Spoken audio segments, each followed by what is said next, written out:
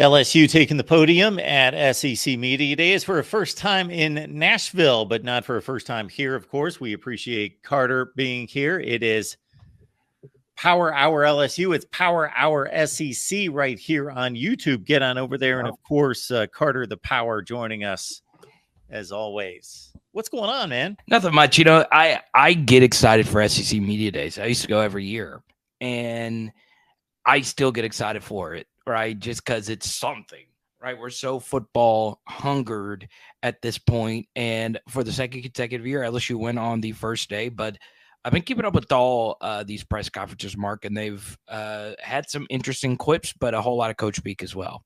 Yeah, so Brian Kelly, based on him being pretty upfront about some topics in the SEC in regards to why he chose the SEC, why he chose LSU, not backing down from Alabama. I didn't know if he would come into Nashville guns a-blazing or not.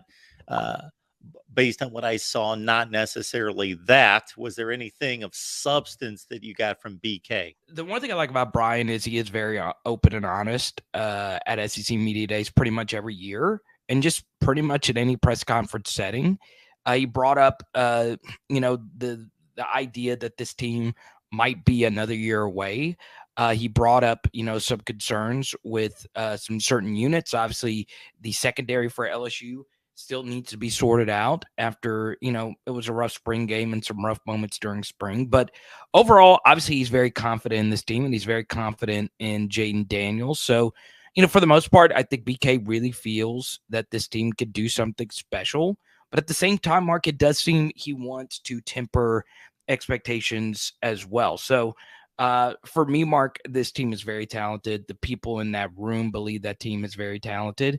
And obviously, the matchup, Florida State, shout out to, all the Florida State stuff you do, Mark. I'm really excited about this season opener. Yeah, so what I caught from BK, and again, I'm going to go back and check out everything because I got about halfway through with Brian Kelly, but he was a bit reserved. And I know that he knows, of course, what's out there, and that LSU is a bit of a chic pick for a lot of people to get through the West and challenge Georgia, maybe get to a playoff spot as a second SEC entry. And he is kind of pumping the brakes on that. Still wants to say, hey, I love this team. I love what we're doing. We've made tons of progress, and it's not like we can't do it, but we've got work to do. Where do you think, and that's where the statements, based on what I've seen, have stopped. Where do you believe that he thinks that work has to be done? Yeah, obviously, not only the secondary, Mark, but just the overall depth of the team. I think for me, and just, what people have told me up to this point, they feel really good about their 1.5 units, right? So their first unit and maybe a rotational piece at pretty much defensive line, linebacker, so on and so on. I think overall he's worried about the depth of this team. And obviously this is something that LSU's had to do, and they're not the only team that's needed to do this, but they have relied a lot on the transfer portal. Obviously, at some key positions such as quarterback. This year, their starting edge linebacker, Ovia Gufu, is a transfer who's played under Brian Kelly before at Notre Dame. Obviously, their best traditional linebacker is probably Ovia Gufu, and the most traditional off-ball linebacker since.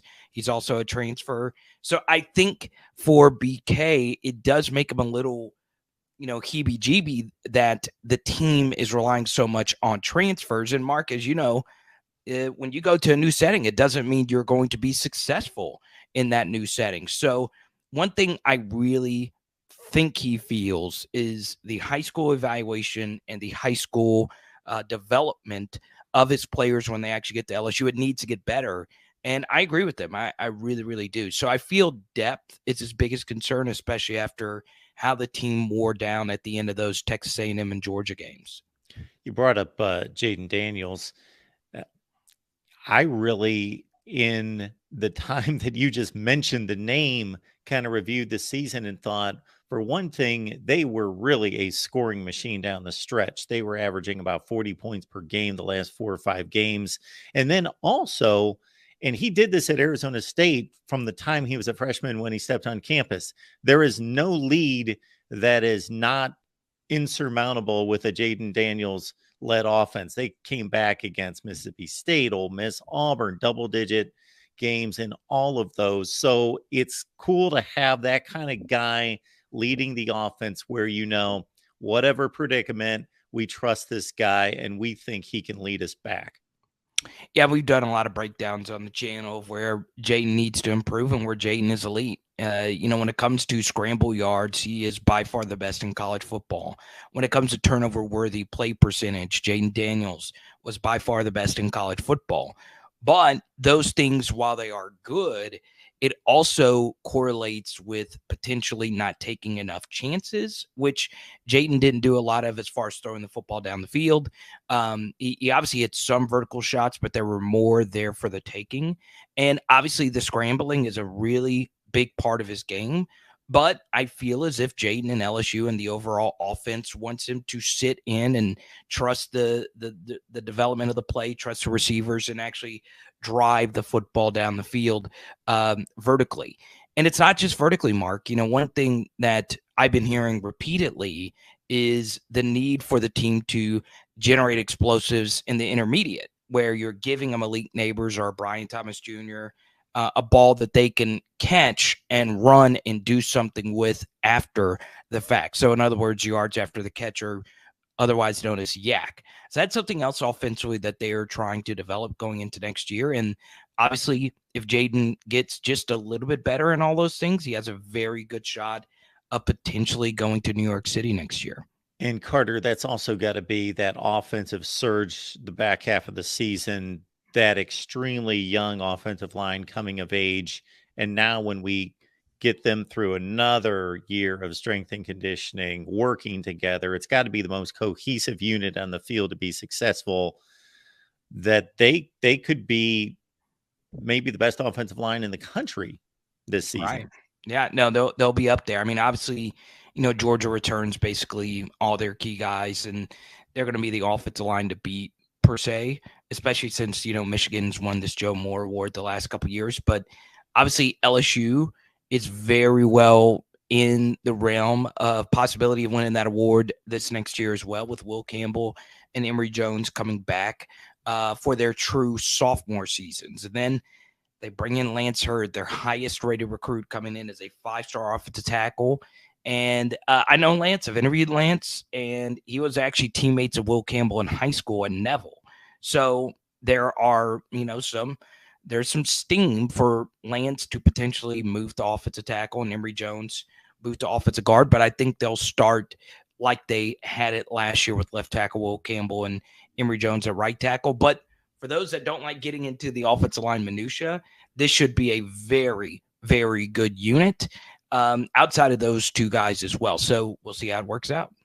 It's Carter the Power on Twitter, Power Hour LSU, Power Hour SEC right here on YouTube. You got to check it out.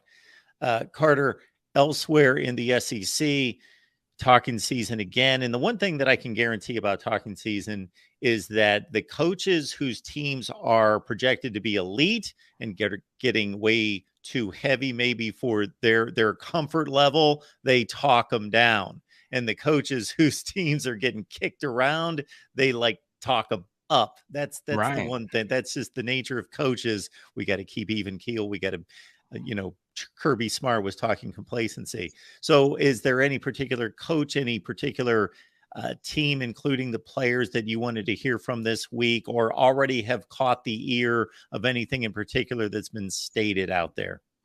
Yeah, so this was actually the video we posted today on Power Hour SEC.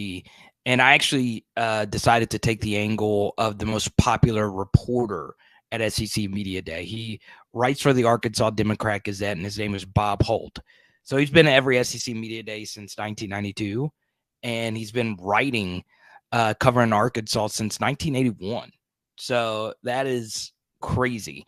And, Bob is still a very youthful spirit, and I found something to be very interesting.